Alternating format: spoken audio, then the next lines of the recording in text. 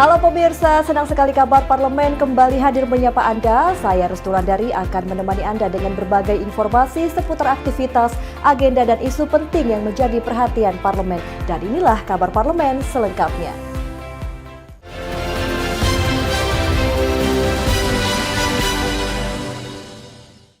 Kita langsung saja ke berita pertama pemirsa. Wakil Ketua DPR RI Sufmi Dasko Ahmad menegaskan kembali komitmen DPR untuk fokus pada pembahasan revisi undang-undang atau undang-undang pemilu yang saat ini menjadi salah satu prioritas legislasi nasional. Dasko menegaskan bahwa pembahasan RUU Pilkada tidak termasuk dalam agenda legislatif yang akan dibahas dalam waktu dekat.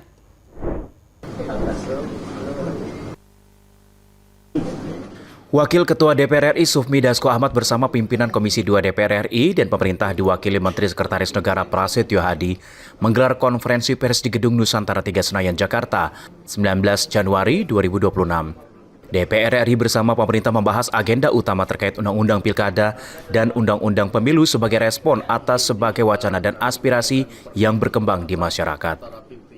Pada kesempatan ini, Wakil Ketua DPR RI Sufmi Dasko Ahmad memastikan bahwa revisi Undang-Undang Pemilihan Gubernur, Bupati, dan Wali Kota tidak masuk dalam program legislasi nasional Prolegnas 2026. Dasko menegaskan bahwa pembahasan RUU Pilkada tidak termasuk dalam agenda legislatif yang akan dibahas dalam waktu dekat. Kami sudah sepakat bahwa di dalam Prolegnas tahun ini itu tidak ada masuk agenda pembahasan Undang-Undang Pilkada. Sehingga sudah disampaikan oleh pimpinan Komisi 2 beberapa hari yang lalu bahwa di DPR sampai saat ini dan kemudian belum ada rencana kami untuk kemudian membahas Undang-Undang Pilkada yang kemudian wacana di luar yang katanya ditetapkan atau dipilih kepala daerah dipilih oleh DPRD. Nah itu belum masuk agenda dan belum terpikirkan untuk membahas hal itu. Yang kedua, kami lebih fokus kemudian untuk melaksanakan putusan MK dalam Undang-Undang Pemilu. Hari ini Lebih lanjut, politisi fraksi Partai Gerindra ini menambahkan bahwa dalam pembahasan revisi Undang-Undang Pemilu, mekanisme pemilihan presiden dan wakil presiden tidak mengalami perubahan, tetap dilakukan secara langsung oleh rakyat sebagaimana amanat konstitusi. Kami juga sepakati tadi bahwa undang-undang pemilu yang ada itu tidak termasuk pemilihan presiden oleh MPR. Itu tidak ada di situ. Nah, sehingga kita perlu meluruskan berita-berita yang simpang siur yang ada di masyarakat. Pada kesempatan yang sama, Ketua Komisi 2 DPR Muhammad Rifki Nizami Karsayuda mengatakan Komisi 2 diberi tugas pimpinan DPR menyiapkan naskah akademik dan rancangan Undang-Undang Perubahan Undang-Undang 7 tahun 2017. Beleit itu intinya memuat dua rezim pemilu, yakni pemilu presiden dan wakil presiden, serta pemilu legislatif, DPR, DPRD, dan DPD. Pemerintah pimpinan DPR dan Komisi 2 DPR menegaskan belum ada rencana membahas rancangan Undang-Undang Pilkada, termasuk mekanisme pemilihan kepala daerah melalui DPRD. Arah revisi pemilu bukan untuk mengubah mekanisme pemilihan langsung menjadi pemilihan tidak langsung. Tidak ada satupun keinginan untuk merubah norma, menggeser dari pemilihan langsung ke MPR. Satu, karena itu bukan domain dari undang-undang. Itu merupakan domain dari Undang-Undang Dasar, dan yang kedua memang tidak ada sedikit pun keinginan politik untuk melakukan hal tersebut. Ini penting untuk disampaikan kepada rakyat bahwa DPR dan pemerintah memegang teguh demokrasi konstitusional yang sekarang sedang dan terus berjalan. Sementara itu, mewakili pemerintah, Menteri Sekretaris Negara Prasetyo Hadi mengatakan bahwa pemerintah menghormati wacana yang berkembang di masyarakat terkait pilkada dipilih oleh DPRD. Lebih lanjut, Prasetyo menyampaikan bahwa hingga saat ini belum terdapat daftar inventaris masalah yang secara resmi diajukan terkait rancangan Undang-Undang Pilkada, sehingga pembahasannya belum dapat dilakukan dalam waktu dekat. Kami pemerintah yang pasti adalah bagaimana kita berpikir untuk kepentingan bangsa dan negara, meskipun kami paham bahwa kita semua mewakili partai yang mungkin memiliki cara pandang yang berbeda-beda, tetapi beliau menekankan bahwa apapun itu kita harus berpikir untuk kepentingan masyarakat, itu nanti sebagai sebuah pandangan, tetapi sekali lagi secara formal berkaitan dengan pemilihan kepala daerah yang wacananya akan dipilih oleh DPRD, secara formilnya belum dibahas atau belum masuk di prolegnas di DPR.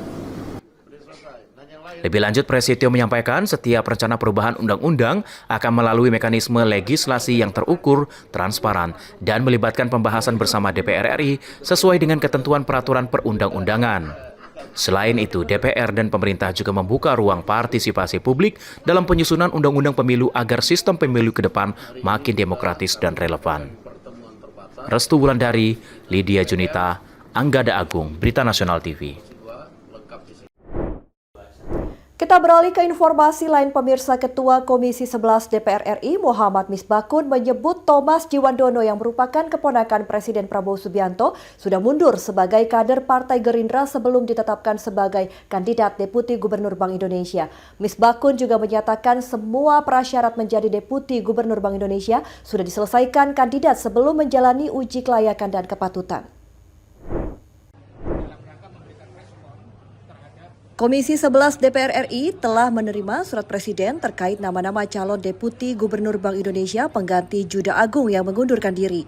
Salah satu nama adalah Thomas Djiwandono yang juga merupakan keponakan Prabowo Subianto. Ketua Komisi 11 DPR RI Muhammad Misbakun yang ditemui di Kompleks Parlemen Senayan, Jakarta 20 Januari 2026 mengatakan, Thomas Djiwandono sudah mundur sebagai kader Partai Gerindra sebelum ditetapkan sebagai kandidat Deputi Gubernur Bank Indonesia atau BI. Misbakun menyebut dirinya telah mengonfirmasi langsung kepada Thomas Djiwandono atas status keanggotaannya di partai yang diketuai Presiden Prabowo Subianto. Hal itu sesuai aturan yang tertera dalam Pasal 47 Ayat 1 Undang-Undang Pengembangan dan Penguatan Sektor Keuangan P2SK yang mengatakan anggota Dewan Gubernur Bank Indonesia dilarang terlibat dalam kegiatan politik baik sebagai pengurus maupun anggota partai.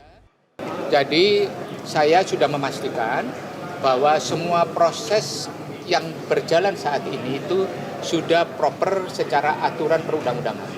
Soal kemudian keanggotaan partai politik, kemudian sebagai pengurus partai politik sudah dipastikan bahwa sejak awal itu sudah terpenuhi mengenai surat pengunduran diri, mengenai posisi-posisi yang ada pada keanggotaan di partai itu sudah tidak berjalan.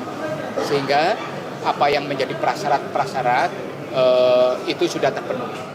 Misbakun juga mengatakan nama Thomas sebagai calon Deputi Gubernur diusulkan oleh Gubernur BI Peri Warjio. Thomas Djiwandono sendiri saat ini menjabat sebagai Wamenkyu. Saya sudah melakukan konfirmasi kepada beliau yang bersangkutan, kemudian konfirmasi kepada Gubernur Bank Indonesia bahwa memang pengusulan itu datang dari Gubernur Bank Indonesia. Pengusulan nama Pak Thomas itu adalah sebagai respon Gubernur Bank Indonesia atas surat pengunduran diri Pak Juda Agung. Dan Pak Juda Agung begitu mengundurkan diri, memang sesuai ketentuan, tidak boleh ada kekosongan, dan kemudian direspon secara administrasi oleh Gubernur Bank Indonesia untuk dilakukan penggantian. Dan Pak Gubernur kemudian secara cepat merespon, dan dengan segala persyaratan administrasi yang ada, itu dibuatkan surat gubernur kepada Bapak Presiden memberitahukan pengunduran diri Bapak Juda Agung dan kemudian mengusulkan penggantinya. Nah, proses itu berjalan dan diikuti berikutnya dengan surat Bapak Presiden. Selain Thomas, dua nama kandidat Deputi Gubernur BI yang dicalonkan Presiden yakni Diki Kartikoyono, lulusan Sekolah Tinggi Akuntansi Negara STAN yang menjabat Kepala Departemen Kebijakan Sistem Pembayaran BI, sementara Solikin M. Juhro, lulusan Universitas Indonesia yang menjabat sebagai Kepala Departemen Kebijakan Makroprudensial. DPR RI dijadwalkan akan menggelar uji kelayakan dan kepatutan alias fit and proper test terhadap 3 kandidat Deputi Gubernur BI pada Jumat 23 Januari dan Senin 26 Januari 2026. Restu Wulandari, Mahendra Dewanata, Ade Chandra, Berita Nasional TV.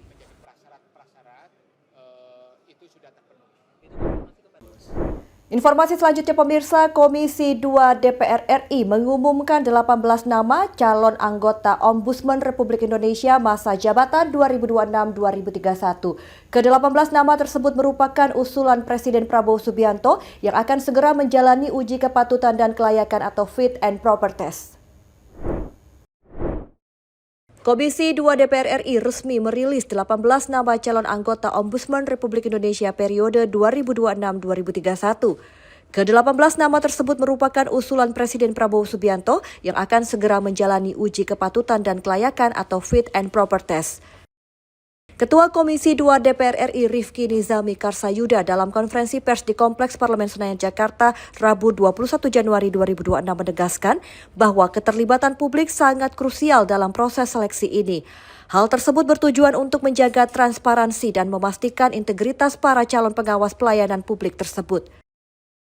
Surat Presiden berupa keputusan Presiden nomor 57/P tahun 2025 tentang pembentukan panitia seleksi calon anggota Ombudsman Republik Indonesia serta surat Presiden nomor R69/11/2025 Presiden telah mengajukan 18 nama calon anggota Ombudsman Republik Indonesia masa jabatan tahun 2026-2031 dan izinkan sebagaimana amanah undang-undang kami mengumumkannya kepada publik untuk meminta feedback atau masukan dari publik sebelum kami melakukan uji kepatutan dan kelayakan atau fit and proper test. Selanjutnya, fit and proper test dijadwalkan dilaksanakan pada Senin 26 Januari 2026 dengan prinsip transparansi, akuntabilitas, dan keterbukaan.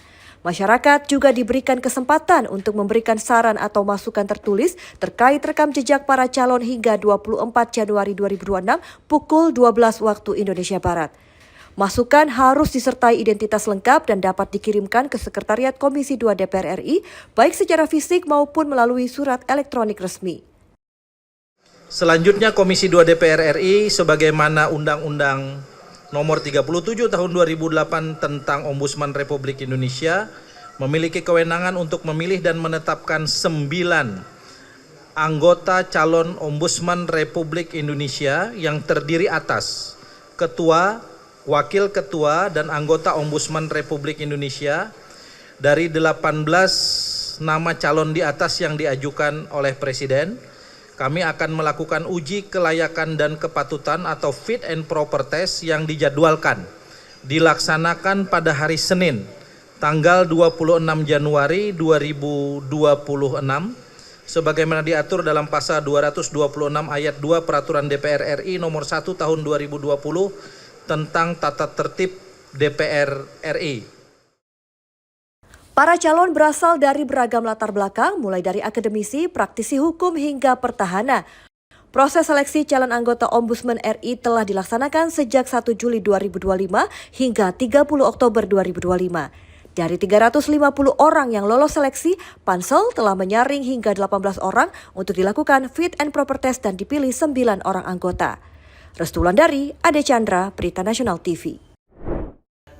DPR RI minta Badan Gizi Nasional perketat kebersihan dan skema distribusi makanan disiapkan khusus selama Ramadan. Informasi selengkapnya usai jeda, Kabar Parlemen segera kembali.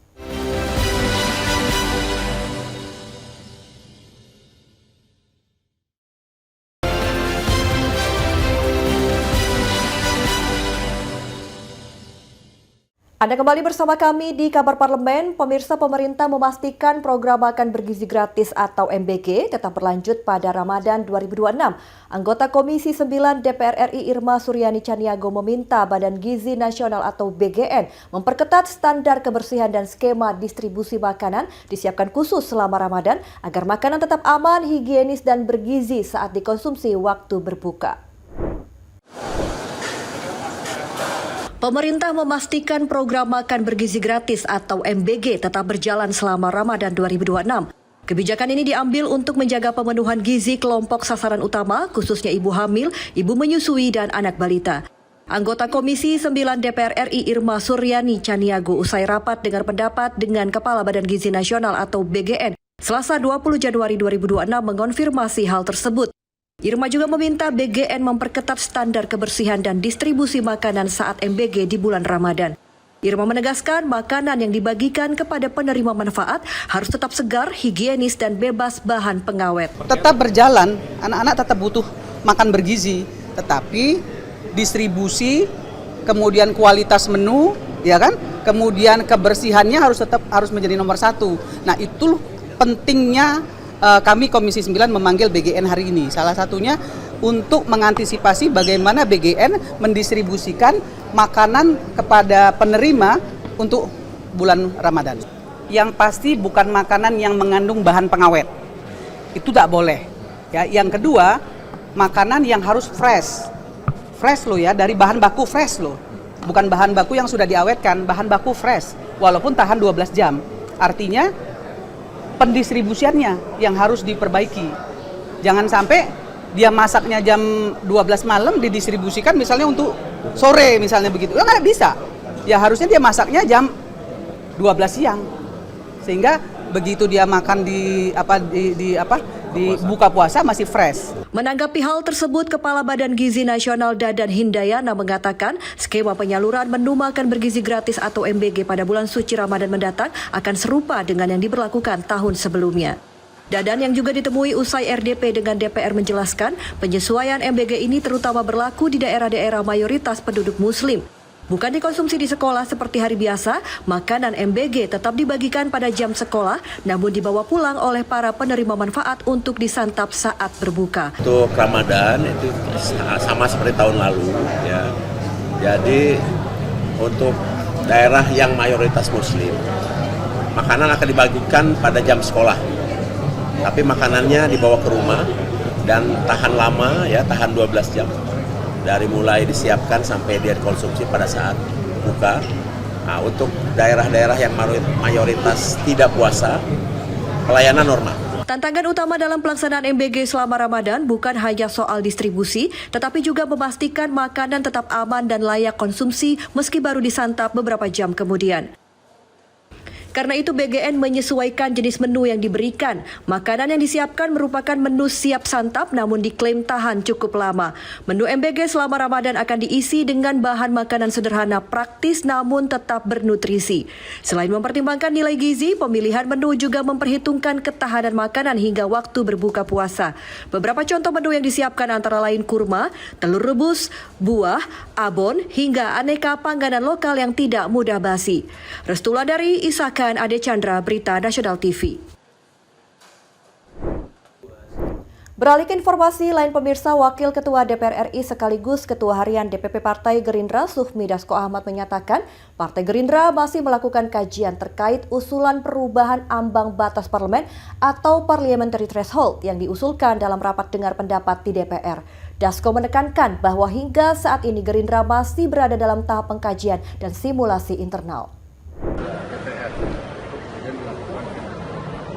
Wakil Ketua DPR RI sekaligus Ketua Harian DPP Partai Gerindra Sufmi Dasko Ahmad menyatakan Partai Gerindra belum mengambil sikap resmi terkait ambang batas parlemen atau parliamentary threshold dalam pembahasan rancangan undang-undang RUU Pemilu. Dasko yang ditemui di Kompleks DPR Jakarta Rabu 21 Januari 2026 menyebut Partai Gerindra masih berada dalam tahap pengkajian dan simulasi internal untuk menilai dampak dari usulan penurunan ambang batas parlemen. Dasko menilai perlu adanya pembahasan yang lebih komprehensif sebelum menentukan sikap resmi terkait perubahan aturan tersebut.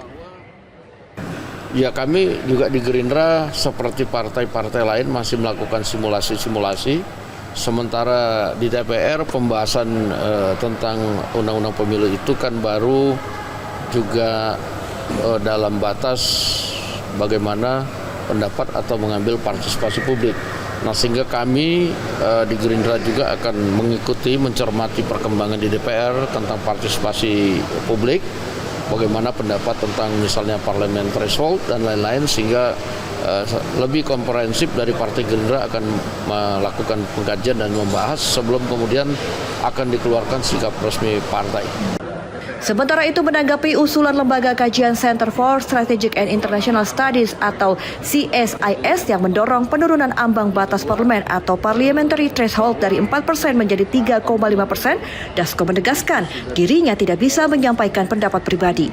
Namun Dasko menyatakan sikap resmi Partai Gerindra terkait ambang batas parlemen akan disampaikan setelah seluruh proses kajian internal rampung dan pembahasan di DPR berkembang lebih lanjut.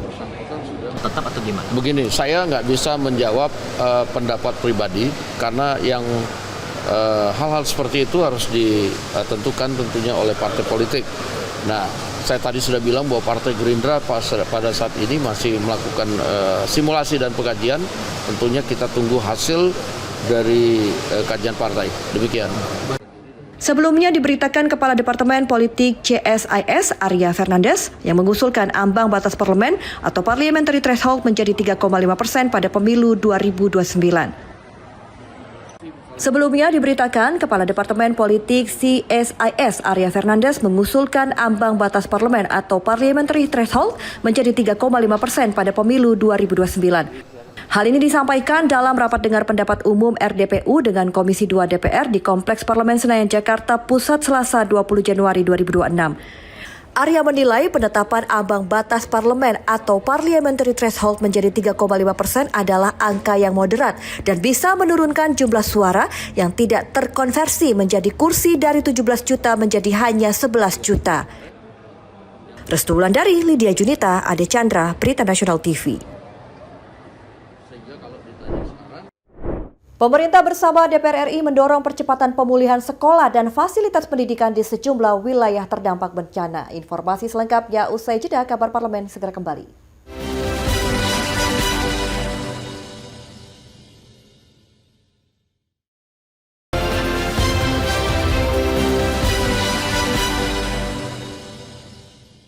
Wakil Ketua DPR RI Sufmi Dasko Ahmad menargetkan roda pemerintahan di daerah terdampak bencana Sumatera dapat berjalan normal sebelum memasuki Ramadan 2026.